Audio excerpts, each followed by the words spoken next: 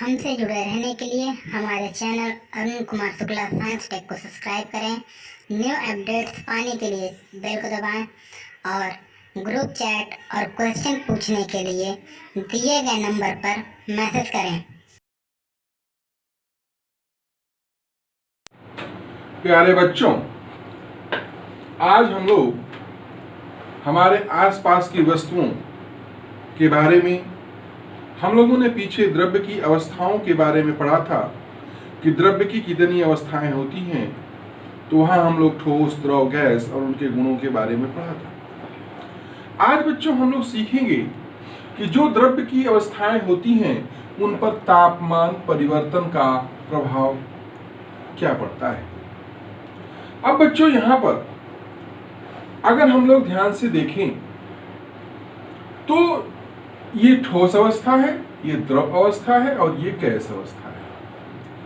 तो अगर ठोस अवस्था का तापमान बढ़ाया जाए यानी उसे गर्म किया जाए या दाब में कमी लाई जाए तो वो ठोस से द्रव में बदल जाएगा और द्रव से गैस में बदल जाएगा।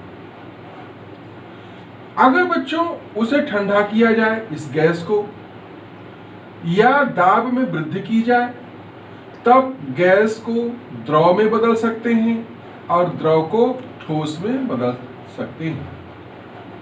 तो गर्म करने पर ठोस द्रव में, द्रव गैस में बदलता है और ठंडा करने पर गैस द्रव में बदलता है और द्रव ठोस में बदलता है।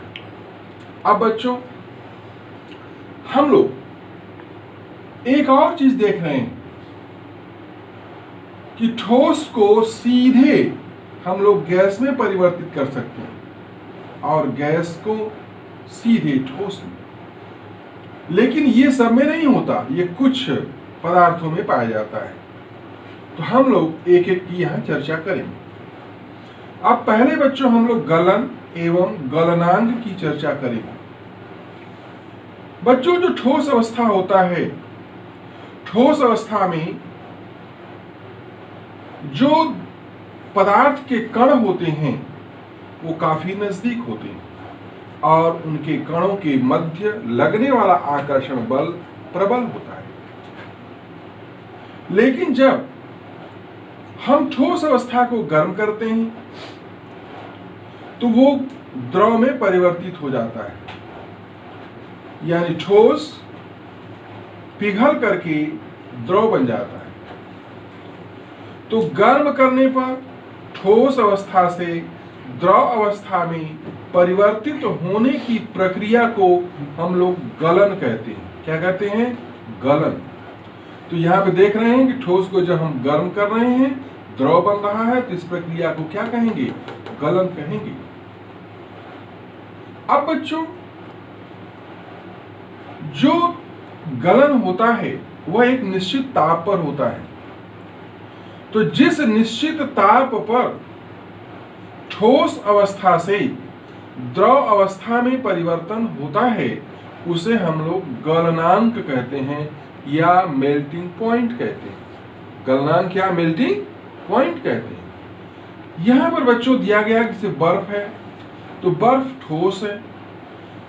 अब ये बर्फ को जब हम लोग गर्म करते हैं तो जल बनता है। तो बर्फ का जो गलनांक है वो 0 डिग्री सेल्सियस या 273.15 केल्विन होता है। तो बर्फ का गलनांक कितना होता है बच्चों? 0 डिग्री सेल्सियस या 273.15 केल्विन।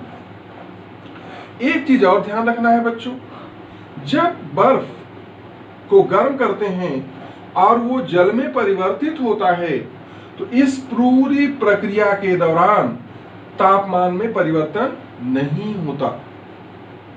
तो जो हम लोग ताप देते हैं वो कहां जाता है? वह ठोस से द्रव में बदलने में खर्च हो जाता है, जिसे हम लोग गलन की गुप्त ऊष्मा कहते हैं या गलन की प्रसुप्त ऊष्मा कहते हैं।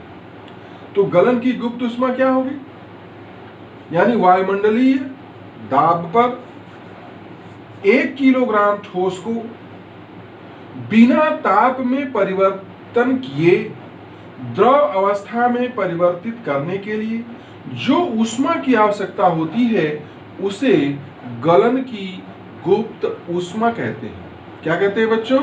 गलन की गुप्त ऊष्मा कहते हैं। ध्यान देना है। अब बच्चों हम लोग बात करेंगे क्वथन एवं क्वथनांक की। बच्चों द्रव को जब हम लोग गर्म करते हैं तो ये गैस अवस्था या वाष्प अवस्था में परिवर्तित होता है। जैसे आप लोग एक थाली में जल लेकर के उसे धूप में रख दें तो वो क्या करेगा? गर्म होगा और वो गैस या वाष्प अवस्था में परिवर्तित होना शुरू हो जाती है। ये जो प्रक्रिया है वाष्पन कहलाती है। और वाष्पन की जो प्रक्रिया होती है द्रव के सतह से होती है। इसका मतलब क्या हो गया कि वाष्पन एक सतही प्रक्रिया है। वाष्पन कैसी प्रक्रिया होती है? सतही प्रक्रिया। तो वाष्पन में द्रव को जब गर्म किया जाता है तो द्रव के सतह से द्रव के अणु वाष्प के रूप में परिवर्तित होते हैं। तो यह प्रक्रिया वाष्पन हो गई। और वाष्पन जो कि सतह से होता है इसलिए यह सतही प्रक्रिया हो गई। तो वाष्पन कैसी प्रक्रिया है बच्चों? एक सतही प्रक्रिया है। लेकिन अगर एक भगोने में जल को लेकर के हम लोग गर्म करते हैं तो जब गर्म करना शुरू करते हैं तो इसमें वाष्पन भी होता है सतह से। लेकिन एक ऐसी स्थिति आती है कि जब पूरे द्रव में एक खलबलाहट उत्पन्न हो जाती है और हम कहते हैं कि यह जल खौलने लगा। तो जब जल बच्चों खौलने लगता है तो जो पूरा द्रव है वो खौलता है, पूरी बॉडी खौलती है, पूरा द्रव खौलता है। तो जब पूरा द्रव खौलने लगता है तो इस प्रक्रिया को क्वथन कहते हैं। क्या कहते हैं बच्चों? क्वथन। तो क्वथन पूरे बॉडी में होता है, पूरे द्रव में होता है, पूरे बर्तन में जो रखा हुआ द्रव है उसमें होता है। तो अब अगर किसी कोई पूछे कि वाष्पन सतह से होता है लेकिन जो क्वथन की प्रक्रिया होती है, बॉइलिंग की जो प्रक्रिया होती है बच्चों, वो पूरे द्रव में होता है, इन द होल बॉडी।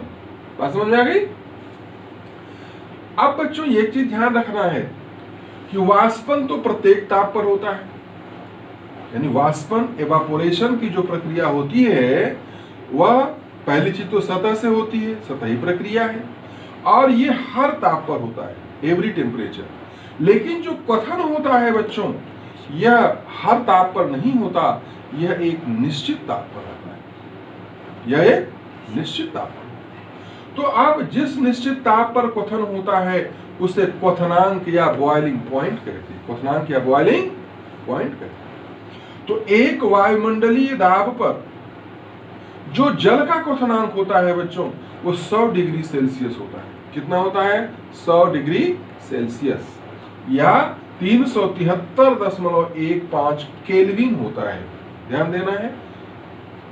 एक वायुमंडलीय दाब पर जल का बॉइलिंग पॉइंट यानी क्वथनांक 100 डिग्री सेल्सियस, 100 डिग्री सेल्सियस या 373.15 केल्विन होता है। बात समझ गए? अब बच्चों हम लोग दूसरी प्रक्रिया की बात करेंगे, ऊर्ध्वपातन या सब्लिमेशन। क्या होता है? जब किसी ठोस को हम गर्म करते हैं तो वह बिना द्रव में बदले गैस अवस्था में परिवर्तित हो जाता है। सामान्य प्रक्रिया क्या होती है? ठोस से द्रव, द्रव से गैस। लेकिन यदि हम ठोस को गर्म करें और वो बिना द्रव में बदले सीधे गैस में बदल जाए तो इस प्रक्रिया को ऊर्ध्वपातन कहते हैं या सब्लिमेशन कहते हैं। तो वह प्रक्रिया जिसमें किसी ठोस को गर्म करने पर वह सीधे गैस अवस्था में परिवर्तित हो जाती है तो यह प्रक्रिया ऊर्ध्वपातन या सब्लिमेशन कहलाती है। लेकिन बच्चों यदि इसी गैस को हम लोग ठंडा करें और वो बिना द्रव में बदले सीधे ठोस में बदल जाए तब यह प्रक्रिया क्या कहलाएगी? इसे हम लोग निक्षेपण कहते हैं। क्या कहते हैं बच्चों? निक्षेपण। तो यदि किसी गैस को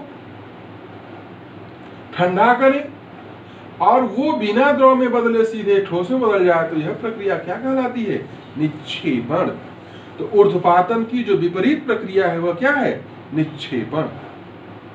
अब बच्चों कौन कौन से पदार्थ ऐसा करते हैं? अमोनियम क्लोराइड, नवसादर जिसे हम कहते हैं, आयोडीन, कपूर, नेफ्थलीन आदि, ये सभी क्या हैं? ये ऊर्ध्वपातज हैं।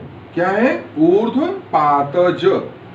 तो ऐसे पदार्थ जिनमें ऊर्ध्वपातन का गुण पाया जाता है वे सभी ऊर्ध्वपातज कहलाते हैं। क्या कहलाते हैं? ऊर्ध्वपातज कहलाते हैं। अब बच्चों ये जो प्रक्रिया रही ये तो गर्म करने की प्रक्रिया हम लोगों ने देखा कि ठोस को गर्म किया तो द्रव बन गया, इस प्रक्रिया को गलन कहते हैं। वह निश्चित ताप जिस पर गलन की प्रक्रिया होती है उसको गलनांक कहते हैं। द्रव को जब गर्म करते हैं तो वाष्पन होता है, गैस में बदलता है। और यहां पर हम लोग क्वथन भी देखे कि क्वथन एक निश्चित ताप पर होता है।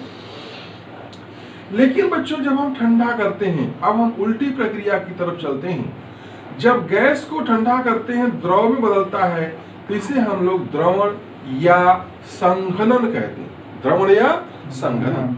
तो आप देख रहे हैं कि यहाँ पर गैस को जब हम ठंडा करते हैं तो वह द्रव अवस्था में परिवर्तित हो जाता है। तो जब द्रव अवस्था में परिवर्तित होता है तो यह प्रक्रिया द्रवण या संघनन कहलाती है। द्रवण या संघनन कहलाती है। इसको हम लोग संघनन भी कहते हैं। क्या कहते हैं? संघनन, कंडेंसेशन भी कहते हैं। जैसे बच्चों आप लोगों ने देखा होगा कि वो बादल जो होता है वो गैस अवस्था में होता है। तो जब बादल ठंडे होते हैं तब वो संघनित होकर के द्रव की बूंदों, जल की बूंदों के रूप में परिवर्तित हो जाते हैं, यानी द्रव अवस्था में परिवर्तित हो जाते हैं। और जब बादल संघनित होकर के द्रव अवस्था में परिवर्तित होते हैं, जल की बूंदें बनती हैं, तो वहीं वर्षा के रूप में जमीन पर गिरने लगती है। तो वर्षा का कारण क्या है बच्चों? संघनन, यानी बादल संघनित होकर के जल के बूंदों के रूप में परिवर्तित होकर के वर्षा कराती हैं। बात समझ गए? अब बच्चों हिमन या इसको हिमायन भी कहते हैं, फ्रीजिंग भी कहते हैं। तो जब द्रव को हम लोग ठंडा करते हैं तो वो ठोस में परिवर्तित होता है। यहाँ देख रहे हैं द्रव को जब हम लोगों ने ठंडा किया तो ठोस बन गया। जैसे जब आप जल को ठंडा करते हो फ्रीजर में तो क्या बन जाती है? बर्फ बन जाती है, ठोस अवस्था में परिवर्तित हो जाती है। अब बच्चों द्रव को ठंडा करने पर ठोस अवस्था में परिवर्तित होने की प्रक्रिया को हिमन या हिमायन कहते हैं। तथा जिस ताप पर द्रव ठोस में परिवर्तित हो जाता है उसे हिमांक कहते हैं। क्या कहते हैं? हिमांक या फ्रीजिंग पॉइंट कहते हैं। जैसे बच्चों यहां पर दिया गया कि जल का हिमांक 0 डिग्री सेल्सियस या 273.15 केल्विन होता है। अब आप एक चीज ध्यान से देख रहे होंगे कि जो बर्फ है उसका गलनांक भी 0 डिग्री सेल्सियस होता है और जल का हिमांक भी 0 डिग्री सेल्सियस होता है। बात समझ गए? अब बच्चों हम लोग बात करेंगे वाष्पन की और वाष्पन को प्रभावित करने वाले कारक की, क्योंकि इनका दैनिक जीवन में बड़ा महत्व है। जैसे बच्चों अभी हम लोगों ने क्या पढ़ा था कि द्रव को यदि गर्म करते हैं तो वाष्प में परिवर्तित हो जाता है। इस प्रक्रिया को हम लोग वाष्पन कहते हैं। वाष्पन हर ताप पर होता है, वाष्पन प्रत्येक ताप पर होता है, वाष्पन सतह से होता है, वाष्पन एक सतही प्रक्रिया है। बात समझ में आ गई? अब बच्चों ये वाष्पन को प्रभावित करने वाले कारक कौन कौन से हैं?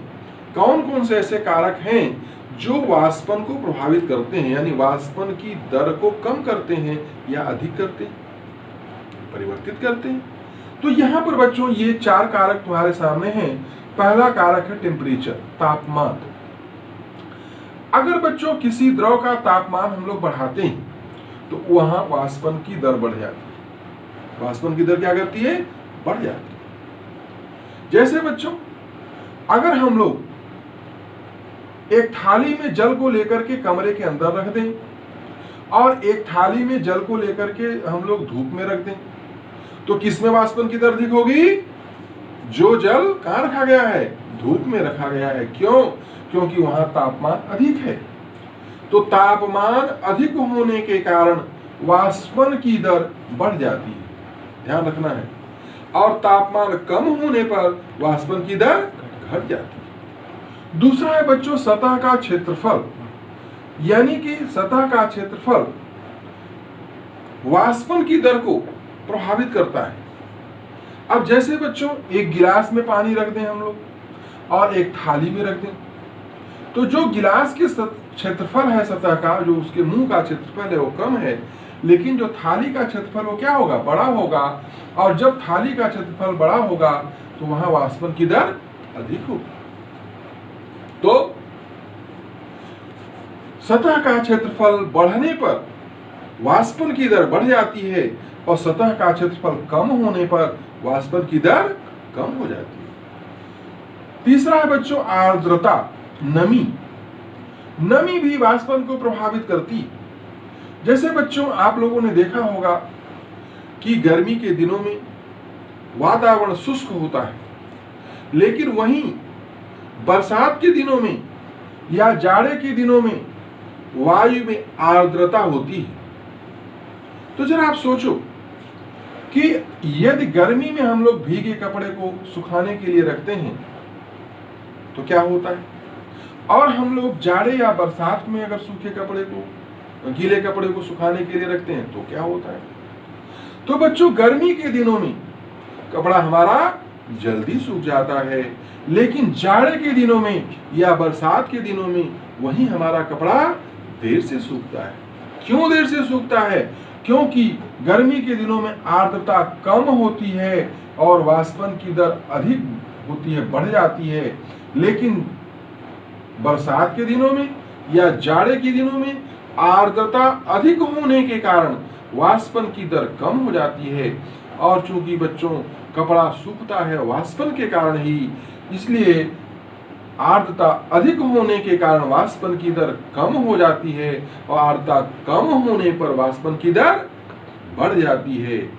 आर्द्रता यदि कम है वायुमंडल में तो वाष्पन की दर क्या करेगी? बढ़ जाएगी। लेकिन आर्द्रता यदि अधिक है तो वाष्पन की दर घट जाएगी। अब बच्चों चौथी चीज है वायु की गति। वायु की गति, वेलोसिटी ऑफ एयर। अब बच्चों हम लोग एक उदाहरण से समझेंगे। जैसे गीले कपड़े को हम लोग ऐसे स्थान पर रखें जहां हवा चल रही हो, क्या कर रही हो, और एक गीले कपड़े को वहां रखें जहां हवा न चल रही हो, तो कौन सा कपड़ा जल्दी सूखेगा? जो गतिमान हवा के संपर्क में है। तो जब गतिमान हवा के संपर्क में रहेगा तो क्या होगा? वहां पर वाष्पन की दर अधिक होगी, यानी जल जल्दी वाष्पित हो जाएगा और कपड़ा जल्दी सूख जाएगा। इससे क्या सिद्ध हुआ कि वायु की गति अधिक होने पर वाष्पन की दर बढ़ जाती है, जबकि वायु की गति कम होने पर वाष्पन की दर कम हो जाती है। तो इसका मतलब वायु की गति भी वाष्पन को प्रभावित करती है। अब बच्चों कुछ हम लोग व्यावहारिक उपयोग वाष्पन के आधार पर देखेंगे। वो व्यावहारिक उपयोग क्या है? जैसे बच्चों हम लोग ये पाते हैं कि गर्मी के दिनों में सूती कपड़े पहनने पर ज्यादा आराम मिलता है ना? आप लोग जब गर्मी के दिनों में सूती कपड़े पहनते हो तो आराम मिलता है। क्यों आराम मिलता है? क्योंकि जब हम लोग गर्मी में सूती कपड़े पहनते हैं तो पसीना होता है। क्या होता है बच्चों? पसीना होता है। और वो गर्मी के दिनों में जब सूती कपड़े पहने हैं तो वह पसीने को अवशोषित कर लेता है, सोख लेता है। और जब वो पसीना वाष्पित होकर के उड़ता है तो हमें ठंडक महसूस होती है। क्या महसूस होती है? ठंडक। तो अब ये वाष्पन की जो प्रक्रिया है इसका एक व्यावहारिक उपयोग है। दूसरा है बच्चों, जैसे हम लोग सुराही में पानी रखते हैं। क्या रखते हैं? सुराही में पानी रखते हैं। तो सुराही का जो जल होता है वो ठंडा होता है। कैसा होता है बच्चों? ठंडा होता है। क्यों ठंडा होता है? क्योंकि जो सुराही है, इस सुराही में छोटे छोटे छिद्र होते हैं। क्या होते हैं बच्चों? छोटे छोटे छिद्र। और यदि इसमें जल भरा हुआ है तो जल वाष्पित होता है इन छोटे छोटे छिद्रों से धीरे धीरे, हल्का हल्का, बहुत कम मात्रा में। अब इतनी मात्रा में जल नहीं वाष्पित होता है कि सुराही का जल ही समाप्त हो जाए, तो हम पिएंगे क्या? लेकिन थोड़ी थोड़ी मात्रा में इस सुराही से जल का जो भाग है, कुछ भाग, वो इन सूक्ष्म छिद्रों से वाष्पित होकर के बाहर निकलता है। तो ये जल को वाष्पित होने के लिए जो ऊर्जा होती है, ऊष्मा होती है, वो इसी जल से लेता है। तो जल वाष्पित होने के लिए ऊष्मा कहां से लेता है? इन्हीं जल से लेता है। तो जब जल से लेगा तो जल का ताप क्या हो जाएगा? कम हो जाएगा, जल ठंडा हो जाएगा। तो जब जल ठंडा हो जाएगा तो हमें ये सुराही का जल ठंडा लगता है। तो गर्मी के दिनों में सुराही में रखा हुआ जल ठंडा क्यों होता है? वाष्पन के कारण होता है। किस कारण होता है बच्चों? वाष्पन के कारण होता है। बात समझ गए? एक चीज और आप लोगों ने देखा होगा कि जैसे बच्चों आप लोग जब कभी भी गर्मी के दिनों में स्नान करते हैं तो आपके शरीर को ठंडा लगता है। क्यों ठंडा लगता है? क्योंकि जब आपके शरीर पर जल पड़ता है तो वह जल वाष्पित होकर के वाष्प बदलता है, परिवर्तित होता है। और वो वाष्प जब बदलता है तो तुम्हारे शरीर से ठंडा यानी गर्माहट, उष्मा लेता है। और जब उष्मा लेता है तो हमारे शरीर को क्या होता है? आराम मिलता है, ठंडा महसूस होता है। बात समझ गए? तीसरी चीज बच्चों, एक और चीज है, जैसे आप कभी एक गिलास में ठंडा पानी रखो और इसमें बर्फ डाल दो, तो अब अगर ये बर्फ युक्त ठंडा जल है तो आपने एक और चीज देखा होगा कि इसकी दीवार पर जल आकर के संघनित हो जाता है। जल क्या होता है बच्चों? संघनित हो जाता है। तो ये जल की जो बूंदें हैं, ये जल की बूंदें क्यों इकट्ठा हो गई? संघनित होने के कारण, संघनन के कारण। तो ये जल की बूंदें आई कहां से? क्योंकि यहां पर वायुमंडल में क्या है? जलवाष्प है। और वो जलवाष्प जब संघनित होता है तो ये आकर के दीवार पर संघनित हो गया। और दीवार पर संघनित क्यों हुआ? क्योंकि इसका ताप कम है। इसका ताप क्या है? कम है। तो गिलास के जो दीवार है इसका ताप कम होने के कारण ये जल के जो वाष्प है आकर के यहां जल की बूंदों के रूप में एकत्र हो जाते हैं, संघनित हो जाती हैं। तो यह भी क्या है? एक वाष्पीकरण का जो संघनन की प्रक्रिया है, विपरीत प्रक्रिया, उसका एक उदाहरण है। तो बच्चों आज हम लोगों ने क्या सीखा कि कैसे हम लोग तापमान को बढ़ा करके या दाब में कमी ला करके ठोस अवस्था से द्रव अवस्था या गैस अवस्था में परिवर्तित कर सकते हैं, या ताप में कम करके या ठंडा करके या दाब को बढ़ा करके गैस से द्रव या द्रव से ठोस बना सकते हैं। बात समझ गए? कैसे हम लोग ठोस को सीधे गैस से परिवर्तित कर सकते हैं, वह प्रक्रिया क्या होती है। तो इन सब चीजों के बारे में आज हम लोगों ने सीखा। ठीक है, धन्यवाद।